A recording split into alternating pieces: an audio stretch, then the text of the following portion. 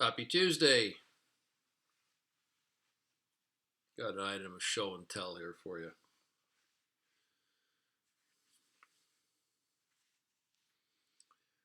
That is a black belt.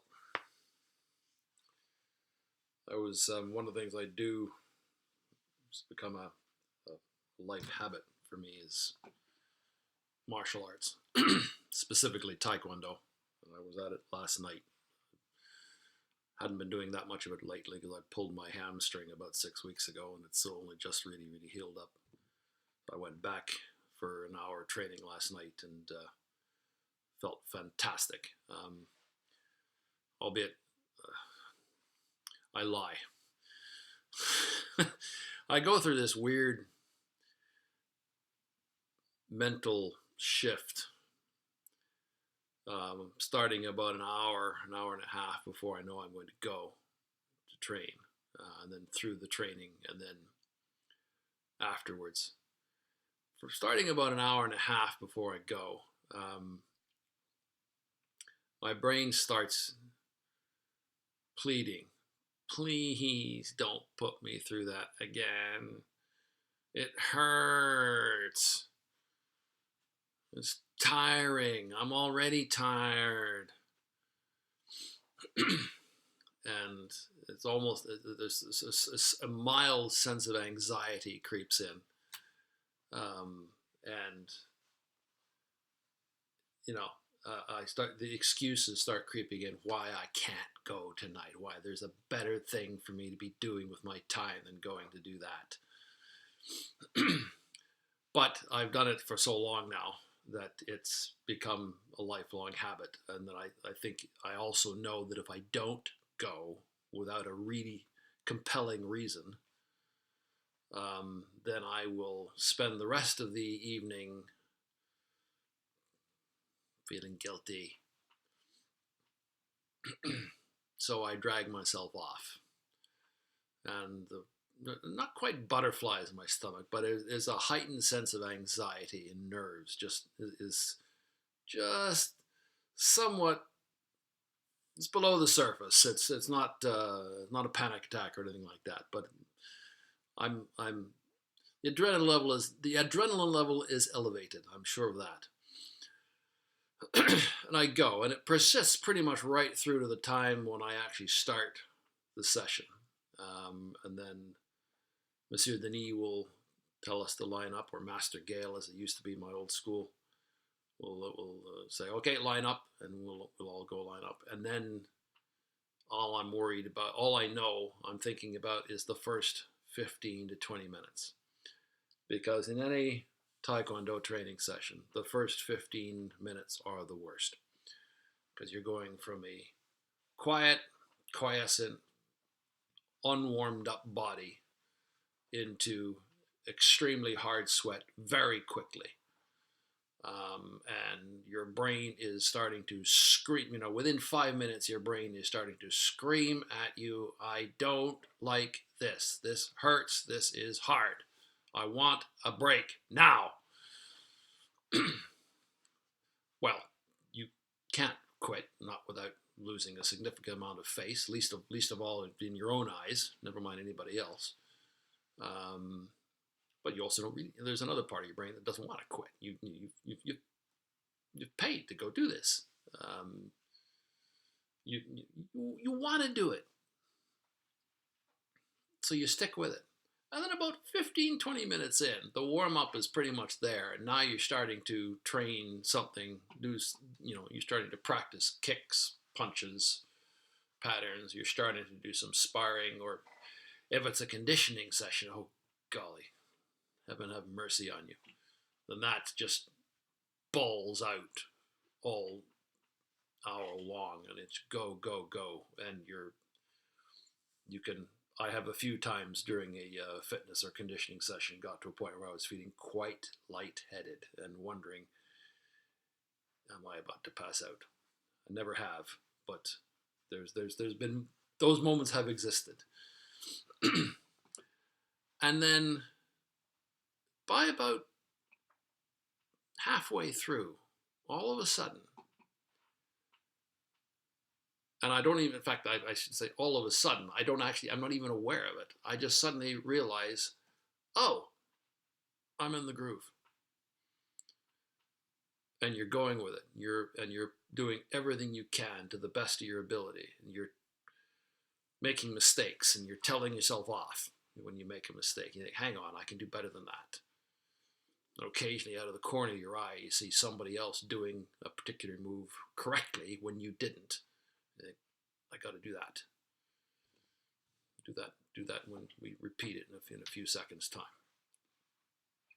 And it becomes a game of one-upmanship with yourself. And you're sweating buckets. I mean, by halfway through, I'm already drenched. And by the end of the session, or it might have, if it's been only an hour, sometimes it's been more. By the end of it, I am drenched with sweat. But by the end of it, I've accomplished something. And the biggest accomplishment is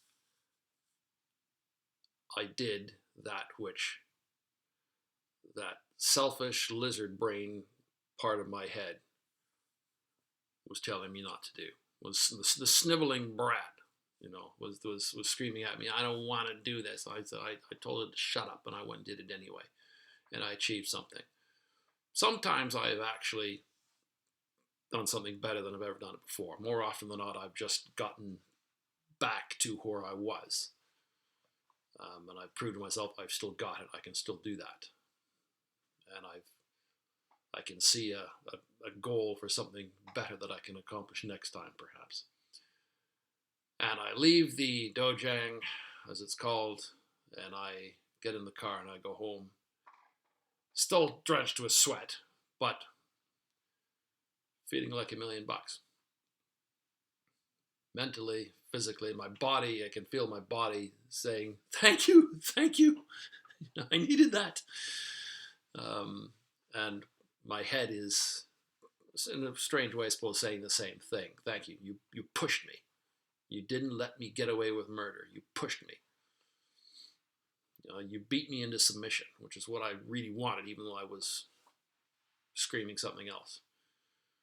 And I go home, I shower off, I sit down with my wife, wherever we are, and mentally I am, although I'm tired because it's late at night by that point, mentally I've been victorious. And that's cool. That's what this represents. This, by the way, you don't get quickly. This took me 7 years to get this. I knew one chap, I think, who got it in 4, but that's not that common. It's a product of long, hard slog. This means a lot to me. Doesn't mean anything to anybody else, but to me, it was,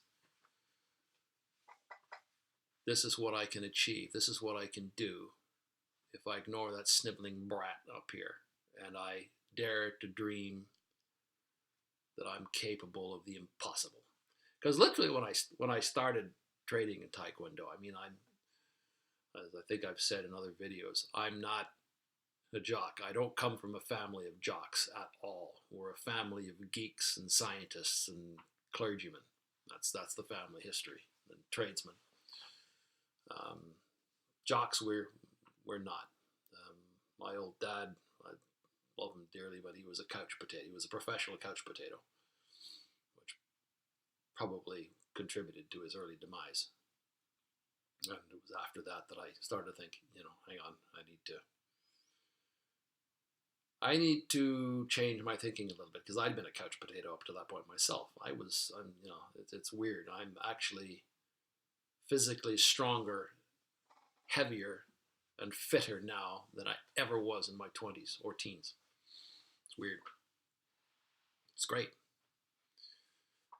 But it's what happens when you dare to believe that you are capable of the impossible. And then when you find out that the impossible is possible, you realize, actually, You set the bar too low. You're capable of way more than that, even. This is what happens when you dare to lose strategically. Because effectively every time I go train, I'm losing. Right? I'm losing weight. I'm giving up energy. I'm expending energy for no obvious reason, you think. But no, there is a purpose to it. What you're doing is you're losing strategically, but you're the one choosing to do the losing. And you're losing because you know what the return on the investment will be. And once you do that once, you get hooked really quick.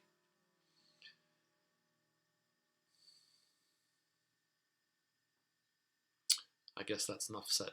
Take that as some inspiration to dare to dream that you're capable of the impossible, and then of even more impossible besides. And go do it. Kirk out.